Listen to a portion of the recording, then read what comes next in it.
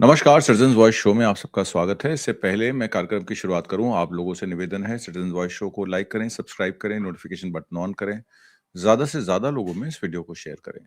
Citizens voice show का official handle एजे Singh official है। मेरा नाम आत्मजीत सिंह है और हम सिटीजन्स राइट्स पर बात करते हैं और आपसे निवेदन है कि ज़्यादा से ज़्यादा परिवारों में, अपने दोस्तों में और अपने पड़ोस में लोगों से कहें कि सिटीजन्स वॉइस शो को लाइक करें और सब्सक्राइब करें। स्पेशल इंटेंसिव रिवीजन लोगों के अधिकारों को छीनने का काम सेंट्रल की गवर्नमेंट ने इलेक्शन कमीशन के थ्रू एक कहा जाता है कि एनआरसी सीए अनलीश किया है। और उसका मेन कारण यह है कि आपने देखा किस तरीके से 65 लाख नाम काट दिए गए बिहार के इलेक्शन में। उससे पहले महाराष्ट्र के चुनाव हुए, उसमें 56 लाख वोटर्स ऐड किए गए और हरियाणा में भी इस तरीके से 17.5 लाख वोट का कहा जाता है कि घपला किया गया, जिससे चुनावों को जीता जा रहा है। 90% स्ट्राइक रेट देश के संविधान में या देश की डेमोक्रेसी में कभी भी पिछले 74 साल में देखा नहीं गया। तो क्या कारण है कि ये एसआईआर कराया जा रहा है? आज वेस्ट बंगाल की लिस्ट भी प्रकाशित हो गई है। 16 दिसंबर 2025 को ऑब्जेक्शन और क्लेम पीरियड के लिए 1 महीने का टाइम दिया जाएगा। मिड जनवरी तक इस लिस्ट को फाइनल किया जाएगा। फाइनल रोल जो है फरवरी 2026 में प्रकाशित होगा। 2026 के असेंबली इलेक्शन से पहले रिपोर्ट्स ये इंडिकेट करती हैं कि 58 लाख नाम जो हैं वो पोटेंशियल डिलीशन के लिए रेकमेंड किए गए हैं। और इसमें एक चीज और आज सामने आई है, इंडियन एक्सप्रेस की रिपोर्ट, वो ये कहती है कि जो कंप्लेंट्स हैं, वो जो नोटिसेस हैं, वो एक सेट फॉर्मेट में वहाँ के जो डिस्ट्रिक्ट आरओज हैं, रिटर्निंग ऑफिसर्स हैं या इलेक्शन रिटर्निंग ऑफिसर्स हैं, उनके नाम से इलेक्शन कमीशन ऑफ इंडिया से वो अपलोड कर दिए गए हैं पीडीएफ में और उनको डाउनलोड करने का काम जो है ईआरओस को दे दिया गया है, इलेक्शन ऑफिसर्स को, कि आप उनको डाउनलोड करके दीजिए। यानी कि जो उसकी अथॉरिटी है वो अब स्टेट लेवल की नहीं है, ईआरओ लेवल की नहीं है, स्टेट के सीईओ की नहीं है, direct election commission of India से फरमान जारी हो रहा है। इस पर भी हम बात करेंगे। हमारे साथ अमृता जौहरी जी जुड़ी हुई हैं, सतर्क नागरिक संगठन की। बहुत बहुत स्वागत है अमृता जी आपका।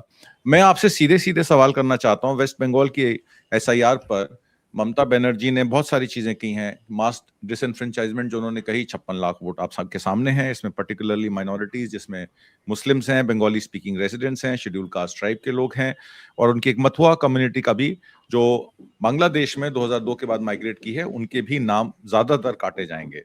Requirement to link current voters detail to the 2002 electoral roll as a legacy reference is seen as a problematic for those without direct family ties in that list or lacking old documents. इस पे अंजलि भारद्वाज की एक SIR पर PIL दाखिल हुई थी, जिसका हवाला दिग्विजय सिंह ने राज्यसभा में कल दिया, राज्यसभा आरटीआई के तहत। तो मैं आपको वो दिखाना चाहता हूं और उस पर फिर हम बात शुरू करेंगे। मुझे भी 50 साल हो गए राजनीति में। किसी भी चुनाव में किसी राजनीतिक दल के 94% स्ट्राइक रेट कभी हमने तो देखी नहीं। ये कहां से हो गया? अब वोटर लिस्ट के बारे में किसी भी सफल लोकतंत्री व्यवस्था के लिए, निष्पक्ष चुनाव होने के लिए फुल प्रूफ मतदाता सूची होना चाहिए। इसमें किसी को आपत्ति नहीं होना चाहिए। आर्टिकल 324 भी यही जवाबदारी इलेक्शन कमीशन को देता है कि चुनाव आयोग की जवाबदारी है कि हर नागरिक का वो वोट मतदाता सूची में शामिल करे। और यही होता है अभी तक। अभी तक तो बूथ लेवल ऑफिसर हमारे घर आता था, फॉर्म वो भरता था, हम नहीं भरते थे, और वही हमारे नाम जोड़ता था। अब ये एसआईआर कहां से आ गया? हमसे नागरिकता के प्रश्न पूछा जा रहा है। हमारे दादा बाप दादा का पूछा जा रहा है कि इनका मतदाता सूची में नाम था कि नहीं था। अरे कई हमारे ऐसे परिवार है जिन्होंने मैट्रिकुलेशन नहीं किया, ना उनके बाप ने किया, ना दादा ने किया। उनसे मैट्रिकुलेशन का सर्टिफिकेट मांगा जा रहा है। क्या ये उसकी नागरिकता का चयन हो रहा है या मतदाता की सूची बन रही है? मैं आपसे अनुरोध करना चाहता हूं कि just 1 second. You refer to the name of a specific person who is not a member of this house. Okay, fine. Rajiv Kumar sir, पूर्व चुनाव आयोग, brought it to your notice. That's all. इनके पहले के पूर्व के चुनाव आयोग एक्सेप्टेड। सर समरी रिवीजन का जो इशू है, ये भी मैं समझता हूं इसकी आवश्यकता नहीं है। जब हर साल माननीय चुनाव आयोग एक साल में 4 बार समरी रिवीजन करता है तो फिर एसआईआर की आवश्यकता क्या है? मैं आपसे निवेदन करना चाहता हूं, अब ये एसआईआर का निर्णय भी किसने लिया ये भी मालूम नहीं है। इसके 2 आरटीआई लगे। आरटीआई एक्ट के अंतर्गत 30951, 30952। अंजलि भारद्वाज हमारा एक सिविल सोसाइटी एक्टिविस्ट है, उन्होंने आरटीआई लगाए। एक आरटीआई लगाया कि भाई 2025 का एसआईआर पूरे प्रांतों में करा जा रहा है, उसका कोई फाइल पर आदेश हुआ है कि नहीं हुआ है। लेकिन उसका जवाब क्या आया सीपीओ का, उनका जो अफसर होते हैं इलेक्शन कमीशन के, कि इस प्रकार का कोई हमारे पास फाइल पर आदेश नहीं है एसआईआर 2025 कराने का। फिर उनका दूसरा था, आपने बिहार में एसआईआर कराने का निर्णय जब लिया तो क्या उसमें आपने कोई इसमें आदेश किया है? फाइल पर कोई आदेश नहीं हुआ। मैं निवेदन करना चाहता हूं कि अब वोट चोरी की बात है। आत्मजी जी म्यूट पे हैं। जी सीधा सीधा उन्होंने 2 आरटीआई का विश्लेषण किया। उन्होंने कहा कि एसआईआर कराने का कोई आदेश है और समरी रिवीजन का प्रावधान तो कॉन्स्टिट्यूशन में है आपके इलेक्शन कमीशन की, पर स्पेशल रिवीजन का कोई मेंशन भी नहीं है, ना सिटीजनशिप डिटरमिन करने की कोई आवश्यकता या उसकी कोई अथॉरिटी इलेक्शन कमीशन के पास है। तो मैं दोनों विषयों पर, आरटीआई पर और ये जो स्पेशल रिवीजन चल रही है इसकी कॉन्स्टिट्यूशन पर बात करना चाहता हूं आपसे। उसके बाद वेस्ट बंगाल का जो मैंने सवाल आपसे किया। जी बिल्कुल, देखिए आत्मजी जी, जब इतना बड़ा एक निर्णय लिया है इलेक्शन कमीशन में, जहाँ पे कि वो बोल रहे हैं कि हम 100 करोड़ जो वोटर्स हैं उन सबकी हम जाके नागरिकता चेक करेंगे, और खास करके भारत देश में जहाँ पे हमें पता है कि लोगों के, बहुत सारे लोगों के पास कागजात नहीं होते, बर्थ सर्टिफिकेट्स नहीं होते। मैं अगर आपको खुद अपने ही पेरेंट्स का बताऊं तो मेरे ही पेरेंट्स के पास बर्थ सर्टिफिकेट्स नहीं है, जबकि दोनों ऐसे घरों से आते हैं जहाँ पे कि पढ़े लिखे हैं तब भी बर्थ सर्टिफिकेट नहीं, क्योंकि वो एक कल्चर नहीं रहा है देश में। अब जाके थोड़ा ये कल्चर शुरू हुआ है कि लोग अपने कागज बनाते हैं, उनको रखते हैं। अब ये बोलना कि अगर 10वीं पास का सर्टिफिकेट नहीं है तो फिर आप अपना फॉर्म नहीं भर सकते। अब अगर ज्यादातर लोगों के पास 10वीं पास का सर्टिफिकेट नहीं है तो वो तो एक्चुअली एक स्टेट फेलियर की ओर ज्यादा पॉइंट करता है कि हम 75 इयर्स आफ्टर इंडिपेंडेंस भी we are not able to ensure कि ज्यादातर पॉपुलेशन लिटरेट है। सबसे बड़ा सवाल ये उठता है कि देखिए इलेक्शन कमीशन की बिल्कुल कॉन्स्टिट्यूशनल मैंडेट है कि pure and correct electoral rolls हों, ये बिल्कुल उनका मैंडेट है, मुझे इसमें कोई डिसएग्रीमेंट या कोई दो राय नहीं है। सवाल ये उठता है कि बिहार के चुनाव से एकदम पहले आपने इतनी बड़ी एक्सरसाइज अनाउंस करी, तो उसका क्या रैशनल था, उसमें आपने किससे बात करी, उसमें फाइल में क्या कॉरेस्पॉन्डेंस हुई। और याद रखिए कि जो जून 2025 की जो नोटिफिकेशन है उसमें साफ साफ लिखा हुआ था कि बिहार से शुरू होगा लेकिन देश भर में किया जाएगा। तो सवाल तो लोगों के मन में यही उठा कि भाई अभी पिछले साल 2024 में चुनाव हुए देश भर में, क्या वो इलेक्टोरल रोल सही नहीं था? क्या उसमें इतनी ज्यादा गलतियां थी कि अब देश भर का एक एसआईआर किया जाएगा? और अगर एसआईआर करना भी है तो जल्दबाजी में क्यों किया जाए? क्यों उन्हीं 2 महीनों में, जब इलेक्शन से पहले के महीने हैं, जब मॉनसून होती है, बिहार में बाढ़ आता है? तो इसलिए अंजलि भारद्वाज ने 2 आरटीआई डाली थी। एक आरटीआई में उन्होंने ये पूछा था कि ये जो 2025 जून में जो निर्णय लिया इलेक्शन कमीशन ऑफ इंडिया में कि देश भर में एसआईआर किया जाएगा और जिसकी शुरुआत बिहार से होगी, तो उन्होंने बोला इस ये जो निर्णय आपने लिया है इससे रिलेटेड मुझे सारे फाइल की कॉपी दे दीजिए जिसमें कि सारा कॉरेस्पॉन्डेंस, जो भी एडवाइस, ओपिनियन है, जो भी कोई फाइल नोटिंग्स हैं कि भाई आपने बातचीत करी होगी, हर एक इलेक्शन कमिश्नर ने कुछ बोला होगा, लॉ मिनिस्ट्री ने कुछ बोला होगा, उन स्टेट गवर्नमेंट्स ने कुछ बोला होगा, क्या आपने पॉलिटिकल पार्टीज से राय ली? तो उन्होंने ये सवाल पूछा। अब जवाब बिल्कुल चौंकाने वाला था। जवाब में क्या आया कि जो केंद्र वहां के जो पीआईओ हैं, पब्लिक इंफॉर्मेशन ऑफिसर, जो केंद्र जन सूचना अधिकारी है वहां के, उन्होंने जवाब में लिखा कि कोई फाइलें ही नहीं है इलेक्शन कमीशन के पास। तो ऐसा कैसे हो सकता है? इतना बड़ा आपने डिसीजन लिया, फाइलें कैसे नहीं है? तो उन्होंने फिर फर्स्ट अपील डाली और फर्स्ट अपील में जो ऑर्डर आया, और ये ध्यान दीजिए कि ऑर्डर किसका है, जो प्रिंसिपल सेक्रेटरी है इलेक्शन कमीशन के मिस्टर टीसी कॉम, उन्होंने फर्स्ट अपील में आदेश दिया और उन्होंने बोला कि जो जन सूचना अधिकारी ने जो आपको जवाब दिया है वो गलत है, वो इनएडिक्वेट है। तो उन्होंने बोला कि मैंने अपनी खुद इंक्वायरी करी और मैं आपको ये बताना चाहता हूं कि कोई हमारे पास फाइल ही नहीं है इससे रिलेटेड। और आगे जाके उन्होंने तो यहां तक बात बोल दी कि ईसीआई ने कोई डिसीजन ही नहीं लिया है एसआईआर करने का। अब आप सोचिए कि जब कागज मांगे जा रहे हैं तो वो बोल रहे हैं हमारे पास कोई कागज ही नहीं है।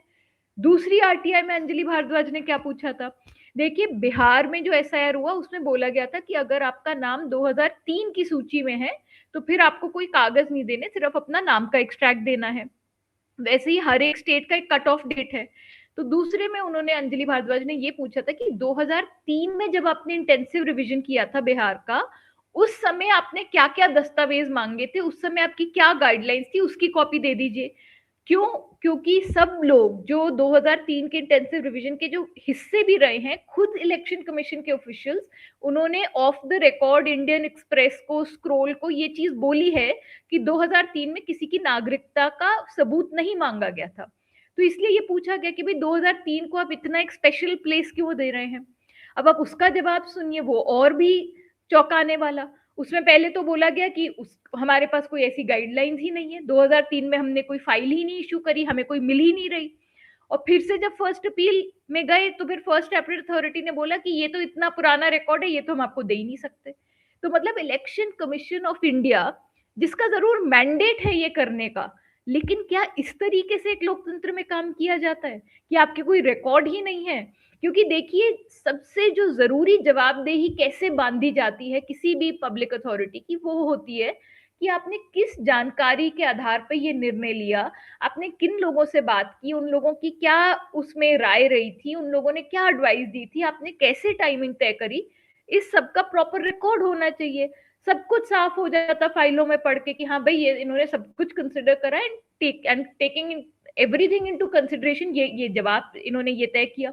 अब आप सोचिए कि फाइलें ही नहीं है, कैसे ऐसे हो सकता है कि इतनी बड़ी आप निर्णय ले रहे हो और आप बोल रहे हैं फाइल ही नहीं है।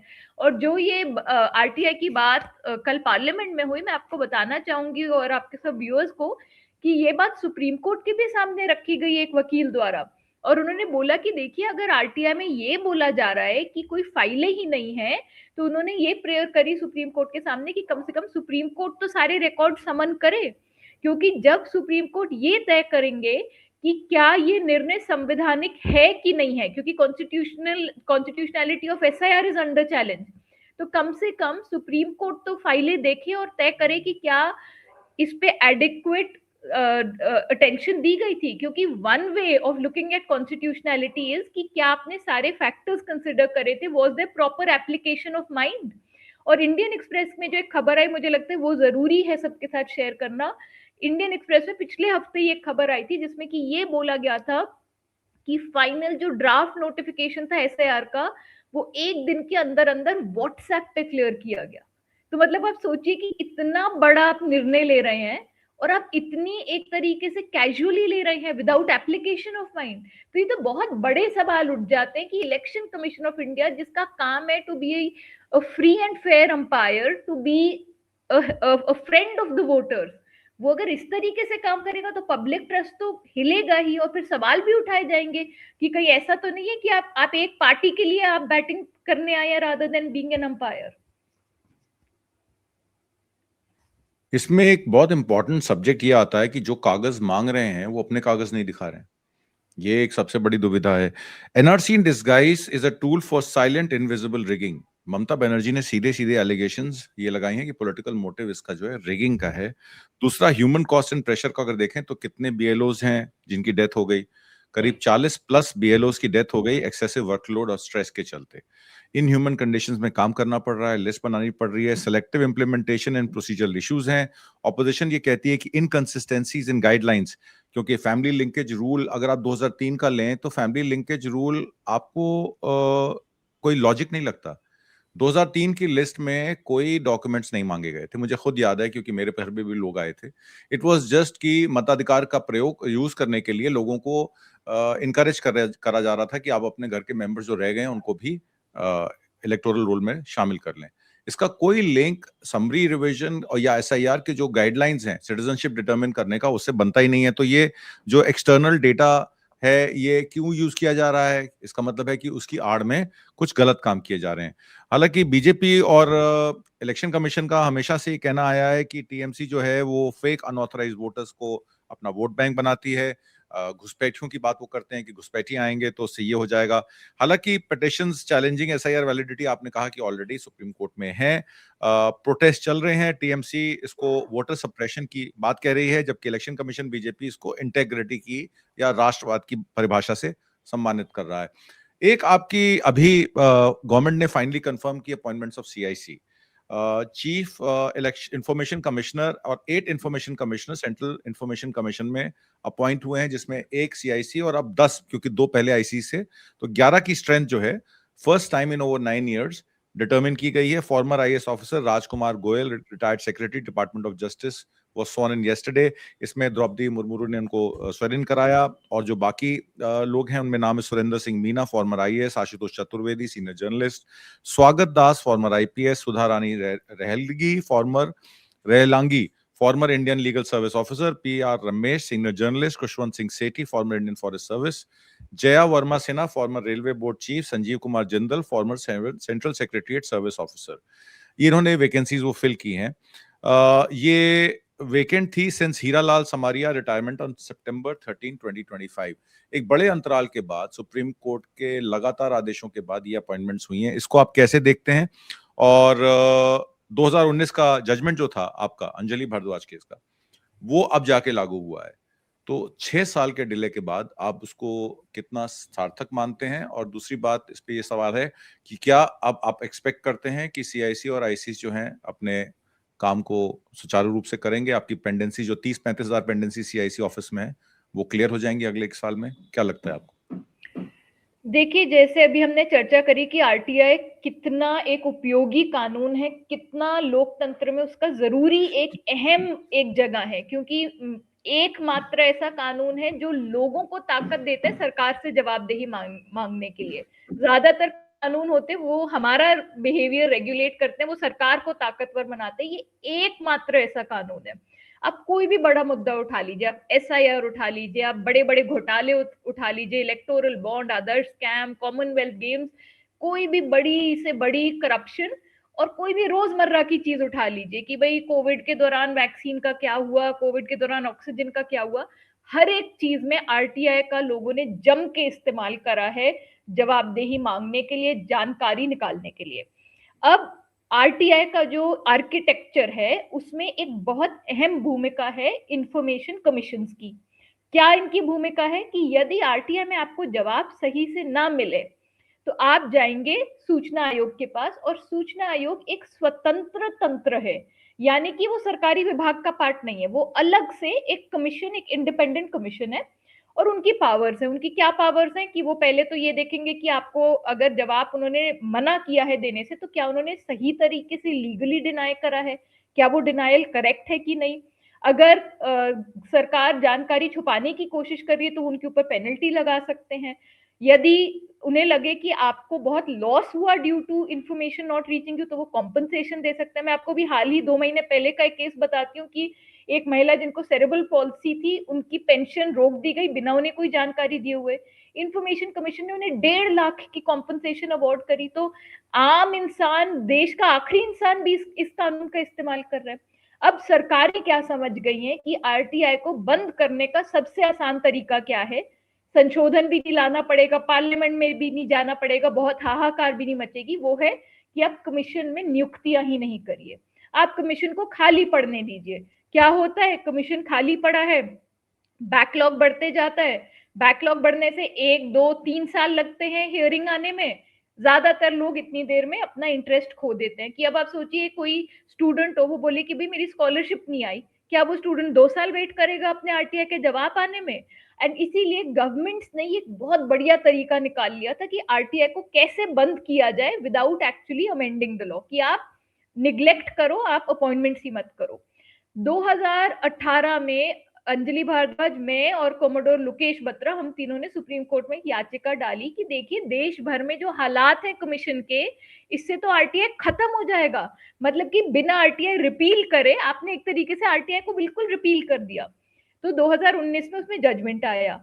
अब उसी साल के सितंबर में हमें फिर से सुप्रीम कोर्ट जाना पड़ा और बोलना पड़ा कि सर फिर से वही हालात हो गए हैं, फिर से अपॉइंटमेंट्स नहीं ये लोग कर रहे। ये रिकॉर्ड है आत्मजीत जी कि पिछले 11 साल में जब से मोदी सरकार आई है, तब से एक भी अपॉइंटमेंट तब तक नहीं हुई है जब तक हम लोगों ने जाके कोर्ट का दरवाजा नहीं खटखटाया। ये रूटीन अपॉइंटमेंट्स हैं। मतलब आपको पहले से पता होता है, जैसे अब जो ये मिस्टर गोयल अपॉइंट हुए चीफ इंफॉर्मेशन कमिश्नर, ये कब रिटायर होंगे मैं अभी से पता है ये चीज। तो एज अ गवर्नमेंट आपको क्या करना चाहिए कि बिफोर अ वेकेंसी अकर्स, आप एडवर्टाइजमेंट निकाल के आप नेक्स्ट अपॉइंटमेंट कर लीजिए। 11 साल में एक भी अपॉइंटमेंट तब तक नहीं हुई जब तक हम लोगों ने या तो दिल्ली हाई कोर्ट या सुप्रीम कोर्ट का दरवाजा नहीं खटखटाया। 11 साल में हर बार जब चीफ रिटायर हुए तो इन्होंने लंबे लंबे समय तक चीफ की पोस्ट खाली रखी। अभी भी देखिए सितंबर 13 को अपॉइंट हुए और अब जाके हम दिसंबर 16 में बैठे, यानी कि अक्टूबर नवंबर दिसंबर 3 महीने तक खाली रखा चीफ का पद। और सुप्रीम कोर्ट बार बार बोले जा रहे, सुप्रीम कोर्ट ने 8 ऑर्डर दे दिए पिछले 2 साल में कि भाई अपॉइंटमेंट कर दीजिए कर दीजिए, हम समन कर देंगे आपके डीओपीटी सेक्रेटरी को, आप कैसे नहीं अपॉइंटमेंट कर रहे। और यहाँ तक कि जस्टिस चंद्रचूड़ के तो ये शब्द है, ये ऑर्डर में लिखे हुए शब्द, कि अगर हालात ऐसे ही चलते रहे तो RTI will become a dead letter, यानी कि केवल कागज पे रह जाएगा आरटीआई कानून, हमारा असली में खत्म हो जाएगा। तो इतनी जो एक जरूरी एक अहम संस्था है उसको आप पूरी तरह खत्म कर रहे हैं, आप लोगों को अधिकार को पूरी तरह खत्म कर रहे हैं। और हम बार बार बोले जा रहे थे कि जैसे अगर आप देखेंगे सीआईसी, परसों से पहले तक सीआईसी में मात्र 2 कमिश्नर्स बैठे हुए थे। कैसे 2 कमिश्नर्स देश भर का निपटारा कर सकते हैं, जितने भी यूनियन गवर्नमेंट के तहत पब्लिक अथॉरिटीज है। 30, 31, 32 हजार हमारी खुद की अपीलें एक एक 2 साल के बाद आती हैं। तो हम बार बार यही बोल रहे थे और मुझे बहुत खुशी है कि अब जाके कम से कम सारे 11 के 11 तो अपॉइंट हुए। और इनफैक्ट बीच में मुझे याद है एक समय पे सुनवाई चल रही थी और जो एएसजी हैं जो गवर्नमेंट की तरफ से जो आते हैं, उन्होंने सुप्रीम कोर्ट को बोला कि सर ये केस अब आप बंद कर दीजिए, क्योंकि देखिए बार बार अपॉइंटमेंट होती है, 3 साल के बाद फिर रिटायरमेंट हो जाती है, तो बार बार ये आप केस क्यों लगाए जा रहे हैं। और जज के शब्द है आत्मजीत जी, उन्होंने बोला कि काश अगर आप अपॉइंटमेंट खुद करते होते समय से तो हमें ये केस नहीं सुनना पड़ता।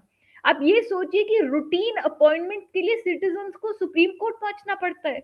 और वो तो बहुत मतलब अच्छी बात है कि हमारे देश में पब्लिक स्पिरिटेड लॉयर्स हैं, जैसे प्रशांत भूषण जी हैं, जो प्रो बोनो ये सब केसेस हमारे करते हैं। वरना किसी के पास इतने रिसोर्सेज थोड़ी ना है कि वो जा जाकर बार बार वकील लें और फिर सुप्रीम कोर्ट तक पहुंचे। और ये हालात केवल ऐसा नहीं है कि केवल केंद्र सरकार ये वाला तरकीब अपना रही थी, देश भर में यही हाल है। तेलंगाना में 2 साल तक कमीशन बंद था, फिर सुप्रीम कोर्ट ने जब बोला कि अब हम स्ट्रिक्ट एक्शन ले लेंगे, तब उन्होंने फटाफट अपॉइंटमेंट करी। झारखंड में तो जी रिकॉर्ड हो गया है, 5 साल से कमीशन में एक भी कमिश्नर नहीं है, तो मतलब कोई भी सुनवाई नहीं हो रही। और अभी मुझे पता चला, खबर आई है हमारे पास, लिखित में आया है हमारे पास ये जानकारी कि अब तो कमीशन ने अपील और कंप्लेंट जमा करना ही बंद कर दिया है, क्योंकि उनका बोलना है कि देखिए 5 साल से जब कोई सुनने के लिए ही नहीं है तो हम क्यों इकट्ठी करें। और इससे मैसेज क्या पहुंचता है ग्राउंड लेवल पे कि भाई आरटीआई को सीरियसली लेने की जरूरत नहीं है क्योंकि कोई कमीशन ही नहीं बैठा। मैं पिछले साल में झारखंड में कई दिनों तक मैं थी, मतलब लोगों की कहानी सुन सुन के इतना दर्द हुआ। एक महिला बता रही थी कि उनका जमीन का पट्टा जो था वो जब ये पूरा कंप्यूटराइजेशन हुआ तो उनके पट्टे में किसी और का नाम कुछ आ गया। वो अब आज आरटीआई का इस्तेमाल कर रही है कि मुझे पुराने रिकॉर्ड सारे दिखाइए, उनको कोई जवाब ही नहीं दे रहा और सीधा उनके मुंह पे बोला जा रहा है कि कर लो जो करना है, कमीशन में तो कोई है ही नहीं। तो मतलब इतना जरूरी कानून, जो इतना हार्ड फोर्ट कानून, इतनी जबरदस्त संघर्ष के बाद आया, एकमात्र कानून जो देश में लोगों को सशक्त करता है, उसको खत्म करने की तरकीबें निकाली हुई है। और मुझे लगता है that it is a very sorry state of affairs कि हम लोगों को सुप्रीम कोर्ट में जाके इस टाइप की चीज बोलनी पड़ती है। मतलब कोई देश होगा इस दुनिया में जहाँ पे सुप्रीम कोर्ट बैठ के अपॉइंटमेंट्स करा रहे हैं सीआईसी की, ये कोई कॉन्स्टिट्यूशनल मैटर नहीं है, ना ये लीगल इंटरप्रिटेशन का मैटर है, ये तो सीधा सीधा कि भाई पद खाली हो गए आप अपॉइंटमेंट करिए। और बस एक और चीज मैं बोल के अपनी बात खत्म करूंगी कि कौन लोग अपॉइंट हुए हैं, क्योंकि देखिए एक तो है अपॉइंटमेंट होना चाहिए और दूसरा सुप्रीम कोर्ट ने खुद बोला है कि पारदर्शी तरीके से अपॉइंटमेंट होना चाहिए जिससे कि आर्बिट्रीनेस ना हो। अब सुप्रीम कोर्ट ने बोला था कि जो सर्च कमेटी है वो कैसे शॉर्ट लिस्टिंग करती है वो पब्लिक में होना चाहिए क्राइटेरिया, और जो लिस्ट ऑफ एप्लीकेंट्स है वो पब्लिक में होना चाहिए। दोनों ही चीजें पब्लिक डोमेन में नहीं है, और इसीलिए हमें आशंका है कि हो सकता है कि आर्बिट्रीनेस रही हो अपॉइंटमेंट में। और हमें पता है कि LOP leader of opposition Rahul Gandhi जो एक चयन समिति के जो खुद एक सदस्य हैं, उन्होंने कुछ डिसेंट भी नोट करा है। अब सुप्रीम कोर्ट के आदेश के चलते ये सारी फाइलें पब्लिक डोमेन में आ जाएंगी अगले 1 महीने में। उसके बाद हम एनालिसिस करके आपके साथ फिर चर्चा करेंगे कि भाई कैसे रही प्रक्रिया, लेकिन ये बहुत जरूरी है कि प्रक्रिया पारदर्शी हो जिससे कि उसमें आर्बिट्रीनेस ना हो। और ये मेरा कहना नहीं है, ये सुप्रीम कोर्ट ने अपनी जजमेंट में लिख डाला था। इसमें एक बड़ा विषय है एसआईसीज का, वो अब इस प्रोग्राम में तुम डिस्कस नहीं कर सकते। लाखों की संख्या में केसेस पेंडिंग है। परफॉर्मेंस एसआईसीज में आपने एक रिपोर्ट सुप्रीम कोर्ट के साथ शायद जमा कराई है, जिसमें कर्नाटक, नॉर्थ ईस्टर्न स्टेट्स और अदर स्टेट्स का, उस पर भी एक लंबा कार्यक्रम करने की जरूरत है कि किस तरीके से कुछ स्टेटों में एसआईसीज काम कर रहे हैं और कुछ स्टेटों में तो बिल्कुल नादारद हैं। ये डबल इंजन की सरकारें हैं या ऑपोजिशन की सरकारें हैं, इस पर भी हम चर्चा कर लेंगे। और जो अपने डिसेंट नोट की बात की, डिसेंट नोट में अभी बहुत सारी चीजें का खुलासा नहीं है कि डिसेंट नोट शायद किस बात पे हुआ राहुल गांधी का, या वो SC ST OBCs की वजह से कि आपने सोशल जस्टिस के तहत इन लोगों को रिक्रूट नहीं किया, या कोई और वजह है जिसमें सरकारी तंत्र में सरकार को समर्थन करने वाले लोग ही आईसीज और SICs बनाए जाते हैं, जो कि आम बात है। इस पर चर्चा हम आगे करेंगे। आज की परिचर्चा में भाग लेने के लिए और बहुत सारी महत्वपूर्ण जानकारियां देने के लिए बहुत बहुत धन्यवाद। नमस्कार। Thank you. थैंक जय यू। हिंद। Thank you.